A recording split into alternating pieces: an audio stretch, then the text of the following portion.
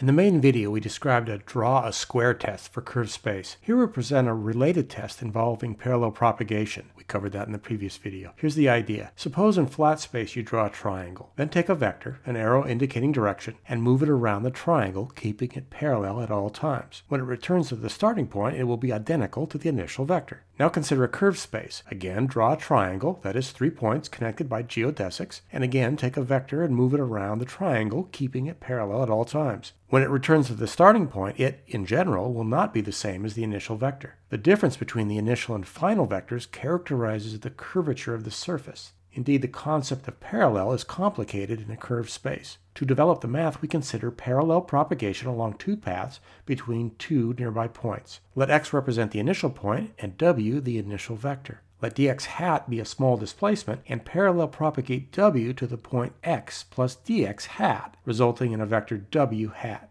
Let dx tilde be another small displacement, parallel propagate w hat to x plus dx hat plus dx tilde, resulting in w hat tilde. Now perform the process in the opposite order. Parallel propagate w from x to x plus dx tilde, resulting in w tilde. Parallel propagate this to x plus dx tilde plus dx hat, the same final point, resulting in w tilde hat. Now the difference between w tilde hat and w hat tilde, they would be the same if you were in flat space. That difference gives a measure of the curvature of the space. And if you do this for all possible vectors w and all possible points x, all possible displacements dx hat and dx tilde, you fully characterize the curvature of the space. Here are the details. We apply the parallel propagation formula on w with displacement dx hat to produce w hat. For the next propagation, we're going to need the connection coefficients at the new point. Call those gamma hat. Those are the originals, plus the changes computed with the chain rule because we're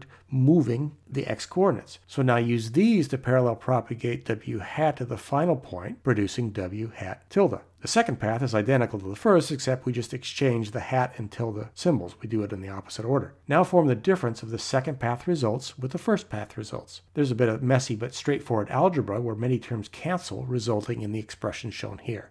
The expression in brackets connects the initial vector w and the two displacements to the final difference. It's called the Riemann curvature tensor. It tells you everything there is to know about the curvature of your space. If it vanishes everywhere, then there's no difference between the two final vectors. If this is true, it means you can draw squares, cubes, and so on, and thereby fill all space with an ideal graph paper type coordinate system. It follows, of course, that space is therefore flat. A space is flat if and only if the Riemann tensor vanishes. Although this expression is a bit intimidating, granted, we'll see how we can fairly easily let a computer do all the hard work.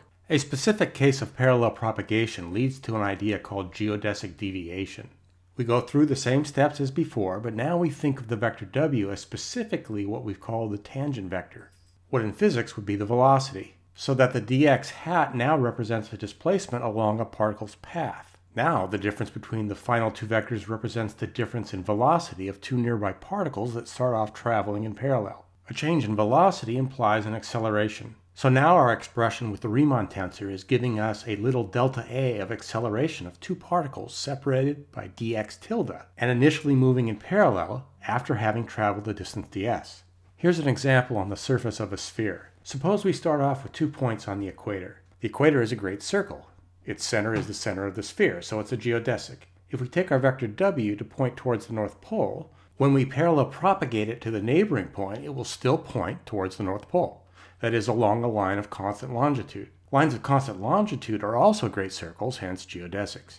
So when these vectors propagate according to the geodesic equation, they will move northward while keeping the same longitude. At these new positions, the magenta line of constant latitude is no longer a great circle. Instead, the geodesic which connects the new positions is a great circle that slopes towards the equator. When we parallel propagate one of the vectors to compare it with the other, which keeps the angle between it and the geodesic constant, the two vectors will no longer coincide. Their difference represents the degree to which their paths are diverging, or as in this case, converging. As the paths continue north, they get closer and finally collide at the North Pole. At all times, each path seems like a straight line to a person traveling on it, yet the curvature of the sphere causes these initially parallel, quote, straight paths to collide. The reason why this plays a central role in relativity becomes clear when we consider the effect of the gravitational field of a spherical body on falling objects.